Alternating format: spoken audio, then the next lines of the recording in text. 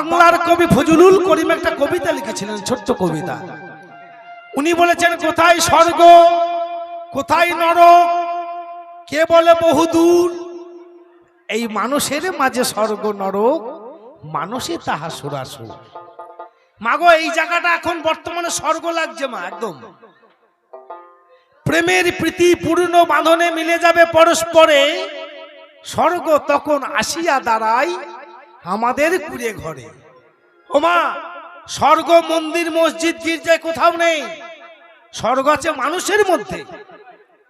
ওই জন্য চণ্ডীদাস বললেন, শোনে রে মানুষ ভাই, সবার উপরে মানুষ সত্য, তাহার উপর কেউ নাই। হ্যালো হ্যালো, খুব কম লাগছে ভিতরে, এটা কি ব্যাপার? Hello hello testing. তবে মা, আমরা মানুষের মতো দেখতে হয়েছি, কিন্তু মানুষের কর্মগুলো আমরা করতে পারি না। কেন? একজন মহাজন কলম দিলেন, উনি বললেন, পশুবৃত্তি মানব জাতি করছে রে পালন, অজ্ঞানতার অহংকারে মানুষের পরিপূর্ণ মন। সাদা কালো মন্দ ভালো পশু জানে না, এই মানব জাতি জানে কিন্তু মেনে চলে না। চলে বাবা? এমন কিছু মানুষ আছে বিশ্ব চরাচরে, হৃদয় ভরা মহিলা, তারা ভদ্রবেশে ঘুরে। ভদ্রবেশে ঘুরলে তাদের মানুষ বলে না, মানুষ হবে আসবে যেদিন জ্ঞানের চেতনা। বাঁদরের আদর বেশি হচ্ছে সারা দেশে, মা বাবার সেবা ছেড়ে ছেলে মেয়েরা কুকুর কিনে পোষে। দেখবেন এমন এমন বাড়ি আছে, ডগি ডগি ও ডগি ডগি, বিস্কুট 200 টাকা দাও, আর মা বাবা তো এক মুঠো খেতে পায় না। সৎ ব্যক্তি কাঙাল বেশে রাস্তায় রাস্তায় ঘোরে, অসৎ ব্যক্তি টাকার জোর দিনে দিনে বাড়ে। অধম দিন দাসে কয়, ওরে পশুর সঙ্গ ছাড়ো, এই মানুষ যদি হতে চাও আগে মানুষের চরণ ধরো। জয় জয় নিতাই গৌর হরিবল হরিবল।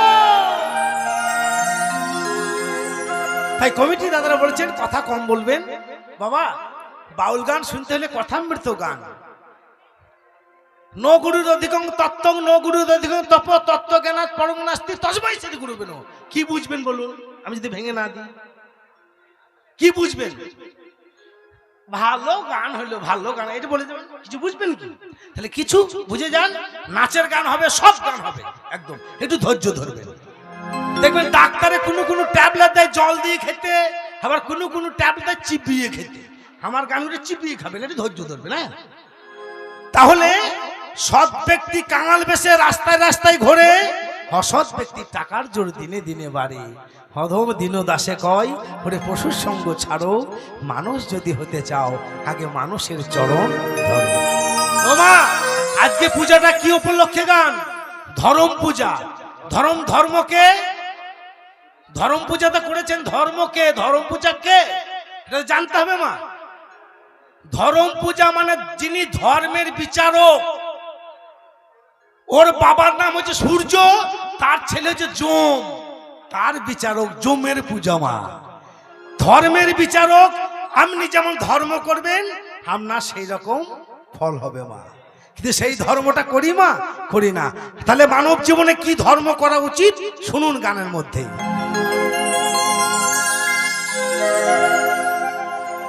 ওরে খায়া খেরি দধি দুগ্ধ, ওই মাটির মাকে করছো মুগ্ধ।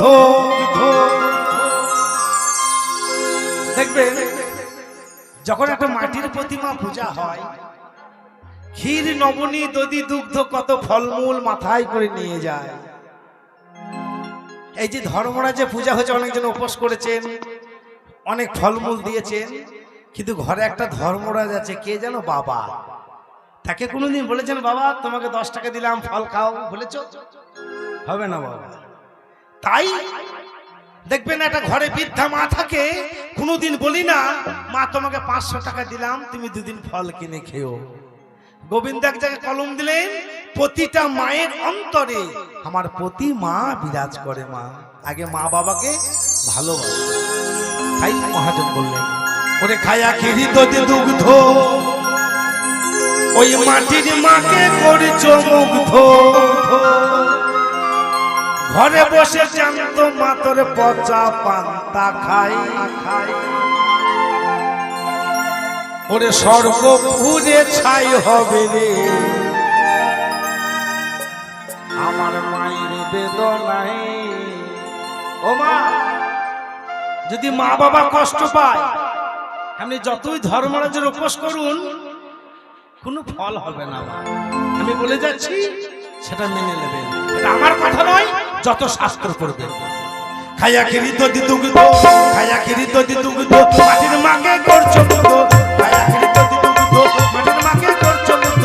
ঘরে বসে জানতো মাতর, ঘরে বসে জানতো মাতর পচা পান্তা খায়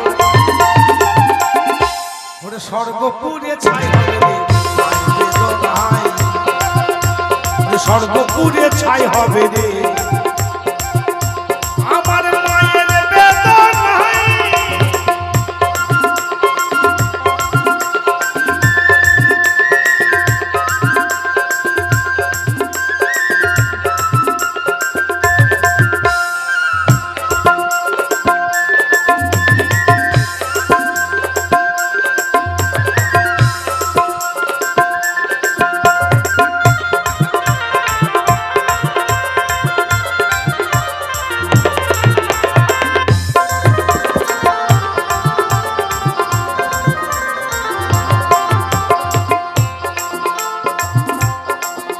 ওরে মায়ের গায়ে ছেঁড়া কাপড়,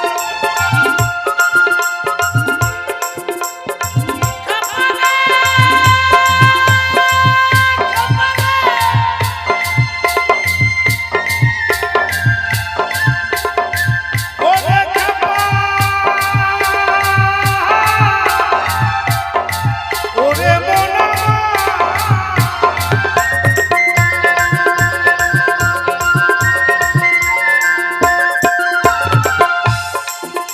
ওরে মায়ের গায়ে ছেঁড়া কাপড়, পায়ে ধুলো কাদা,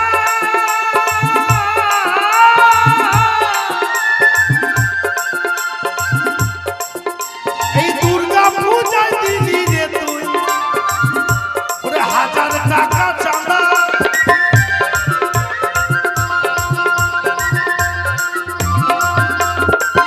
একটা দুর্গা পূজায় আমি 1000 টাকা চাঁদা দিলাম, কিন্তু গর্ভধারিণী মা যার জন্য পৃথিবী দেখলাম তাকে 100 টাকা দাম একটা কাপড় কিনে দিলাম না। দুর্গা পুজো হবে বাবা? তোরে দেখে বনের পশু, তোরে দেখে বনের পশু, তোরে দেখে বনের পশু মুখ ঢাকে লজ্জায়। একটা বনের পশু লজ্জা করেছি, তোমার ঘরে একটা জ্যান্ত দুর্গা আছে, তাকে তুমি চিনতে পারলে না বাবা? মাটির দুর্গাকে 1000 টাকা চাঁদা দিলে আর গর্ভধারিণী মা তাকে 100 টাকা দামে একটা পুজোতে কাপড় কিনে দিলে না। হতে দুর্গা পূজা হয় না মা। তোরে দেখে বনের পশু মুখ ঢাকে লজ্জায় ওরে স্বর্গ পুড়ে ছাই হবে রে বেদনায়, ওরে স্বর্গ পুড়ে ছাই হবে রে আমার মায়ের বেদনায়।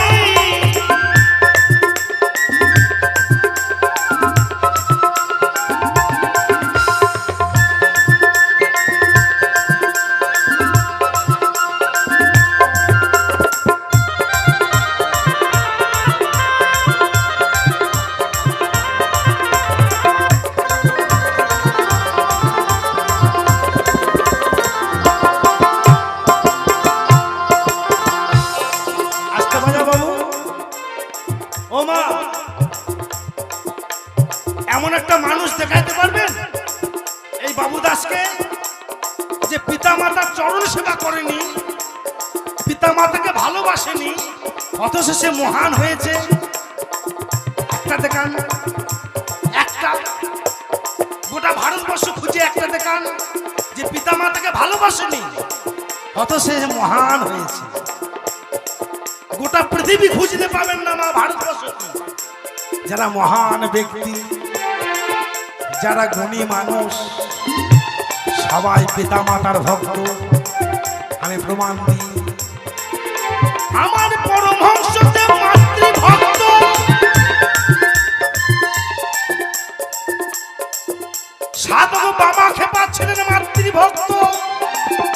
ভোগালটা পরিষ্কার হয়নি বাবা দাদা, কিন্তু খুব খারাপ লাগছে, ভোগালটা কিন্তু পরিষ্কার হয়নি।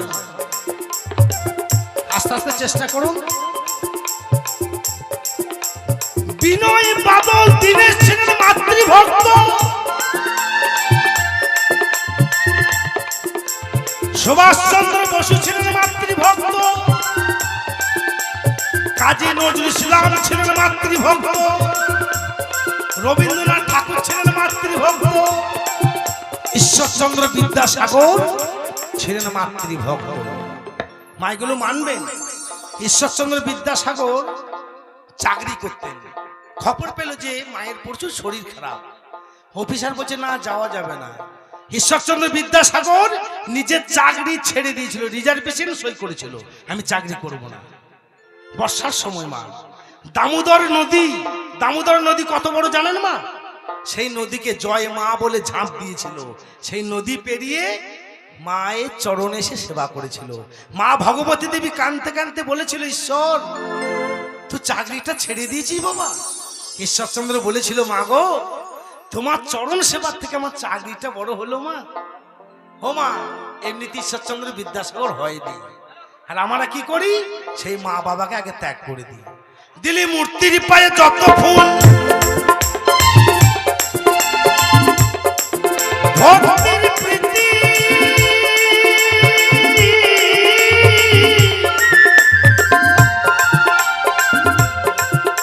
আর শত ভাগের এক ভাগ যদি আমার মায়ের পায়ে দিতিস,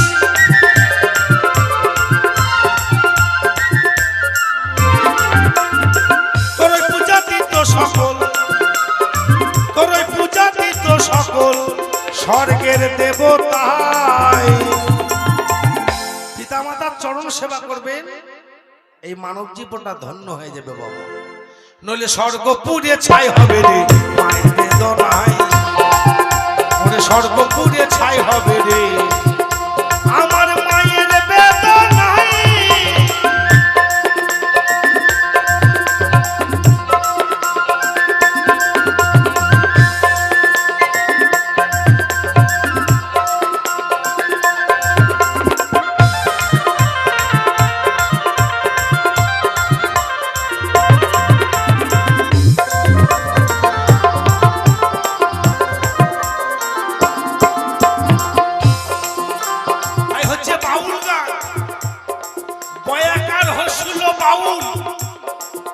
বটি কেমন, বয়ের রূপটা কেমন?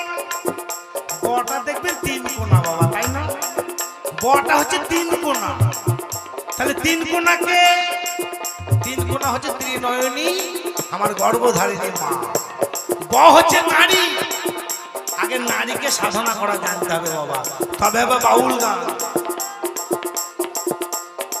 তাই মহাজন কবি দিলেন, ব হচ্ছে নারী, নারীর বিরহে নারীর মিলনে নার পেল কবি প্রাণ। যত কথা তার কবিতা হইল সত্য হইল গান। তাজমহলের পাষাণ দেখেছ দেখো নির্দাল প্রাণ, অন্তরে তার মমতার নারী বাহিরে শাহজাহান। ভেবেছ নর নারী শুধু মিটায় কামের ক্ষুধা, তুমি দিলে প্রেমের অর্থ, তোমায় দিত সুধা। আগে নারীকে প্রেম করা জানতে হবে বাবা। প্রেম তখন আকাশে বাতাসে পাতালে প্রেমের শেষ নাই, আছে মা?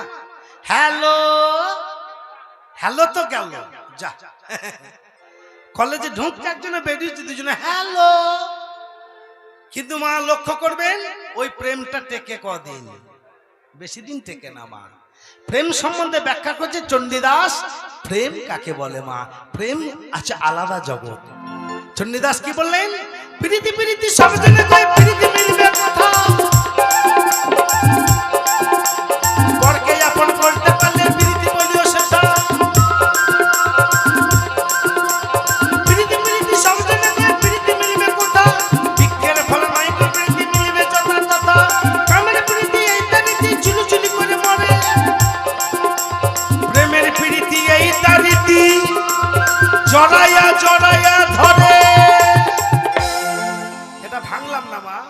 যারা ভক্ত আছেন বুঝতে পারবেন কোন প্রেমের কথাটা বলেছেন। তাই চণ্ডীদাস বললেন, রসপরি পাটি সবরকটি সবকে পুরিয়া রাখে, খাইতে খাইতে পেট না ভরিবে তাহাতে ডুবিয়া থাকে, সেই রসপরি দিবস রজনী অঞ্জলি পুরিয়া খাই, খরচ করিলে দ্বিগুণ বাড়িবে, উছলে উছলে যাই জয় জয় নিতাই গৌর হরিবল হরিবল।